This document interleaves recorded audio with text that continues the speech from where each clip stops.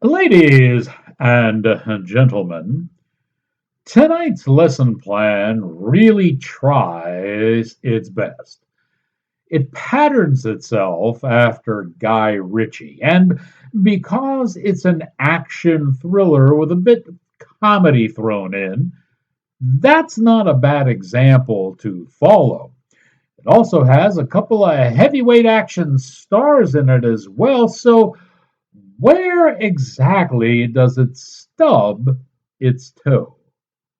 Cinematic class is about to begin, and your professor is in.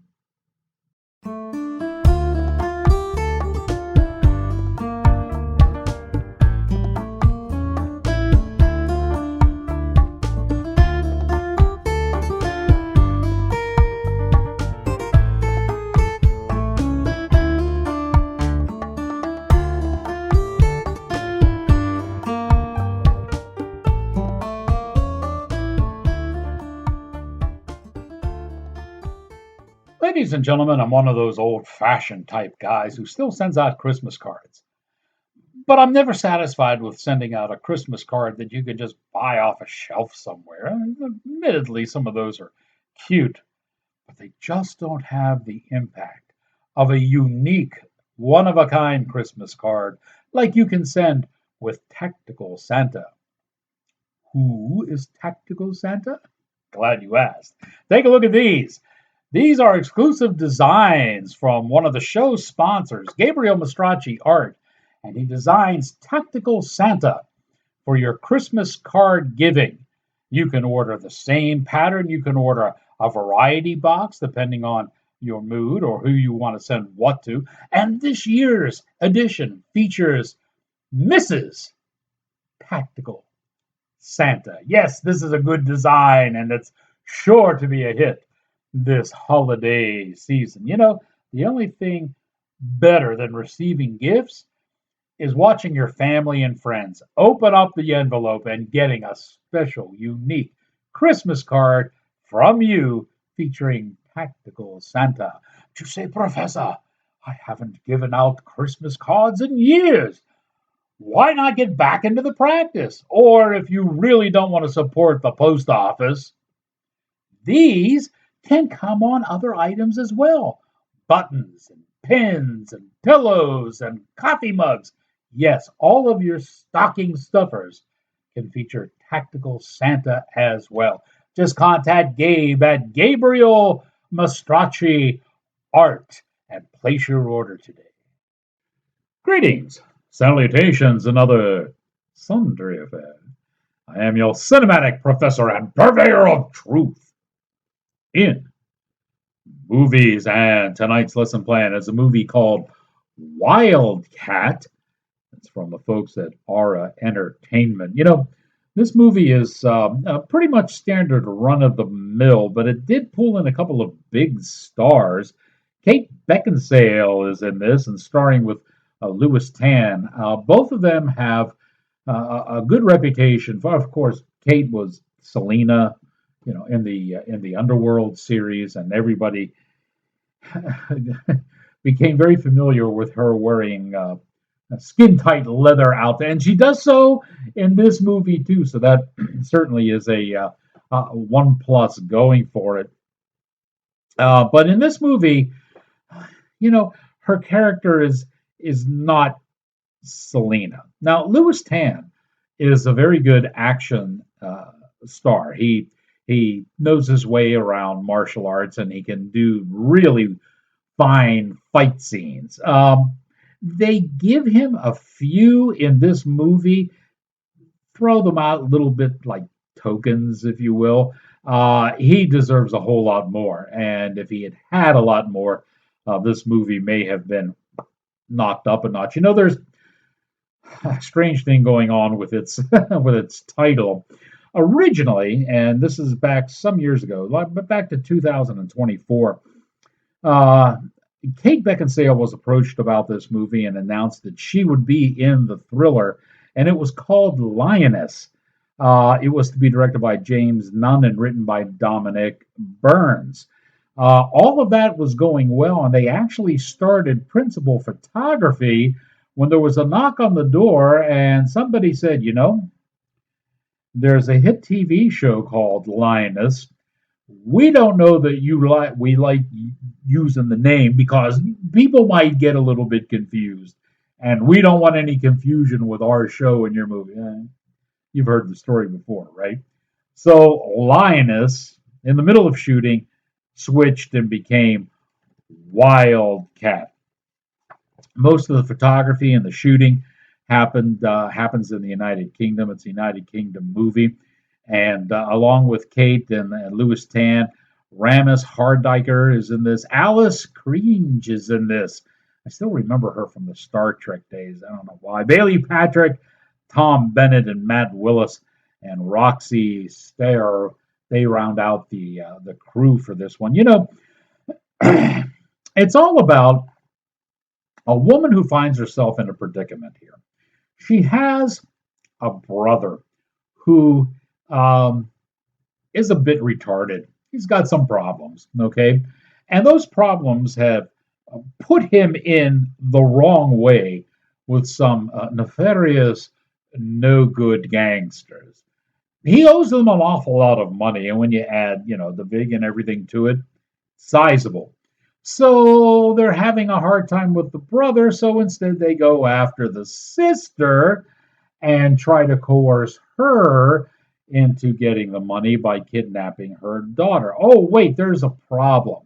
You see, mom is an ex special black ops team leader, and a few phone calls, and her ex team is more than happy to round up around her and get her out of this predicament.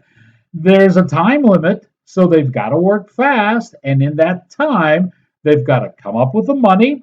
They're going to have to go throughout the streets and do all this activity while the entire town is under a gang riot.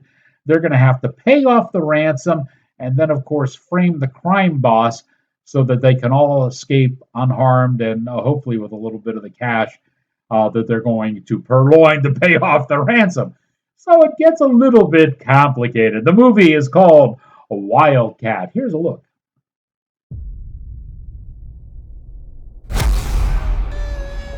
Your little girl is coming with me, Ada. 6 a.m. tomorrow. Bring $500,000 in cash. You really don't want to be late. Why Charlotte? They know what you are. They've taken Charlotte. We're gonna fix it.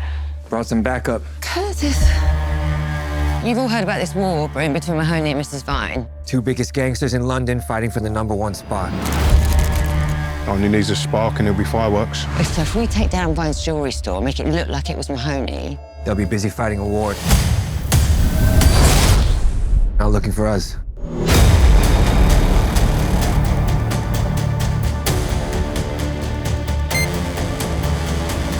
Three, two, one.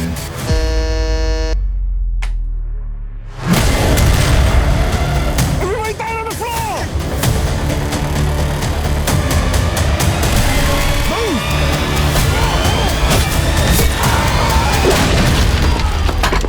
So which one of you bellends is going to explain to me what is going on here?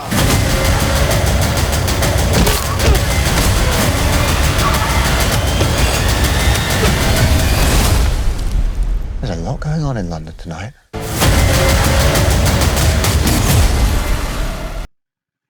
So I mentioned all those stars, and I omission here. I left out Charles Dance. He shows up in this thing as the main heavy, the main criminal crime boss, and he's a good bad guy. So they had three really good things going here with Beckinsale and Lewis Tan, and now Charles in this as well. And boy, it just kind of misses. Behind the scenes, our cinematographer was Amaya Zamboja. Cinematography in this is fine. Some of the fight scenes are shot at semi-cant angles. Two reasons for doing this. Usually it's done to make the kicks from the actor look higher, and that certainly is the case. And sometimes those cant camera angles are angled in such a way that they may hide a little bit of the, this isn't really happening type of scenario to the fight scene, and helps out in that. Ben Mills is the editor to this movie. It moves along fine. It really doesn't get too far out of hand. Music is by Cy Begg. And as I had mentioned, it's directed by James Nunn, and Dominic Burns did the writing to it. I had mentioned Guy Ritchie in the teaser intro, and it's probably good here to bring that back in and let you know why. Guy Ritchie is one of my favorite directors. Okay, when he comes out with a movie, I try to make it a point to see it as early as I possibly can.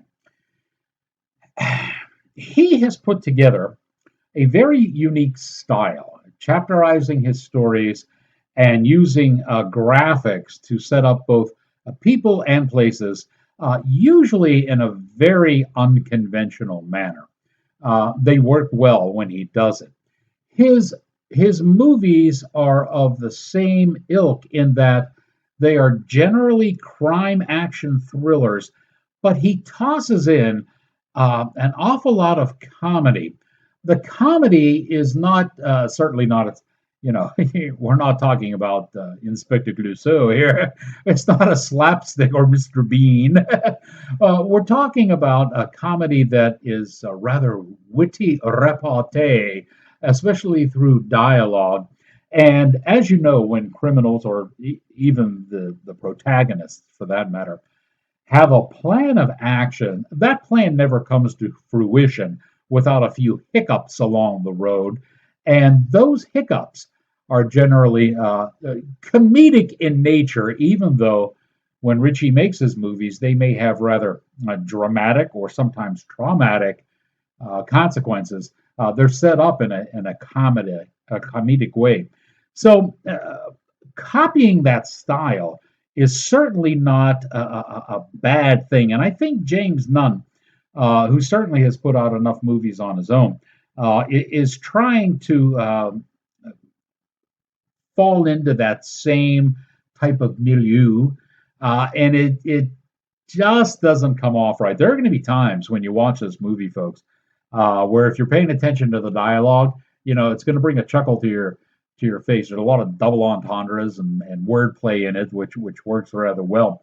And some of the things that go wrong are rather funny. And here's where the difference is.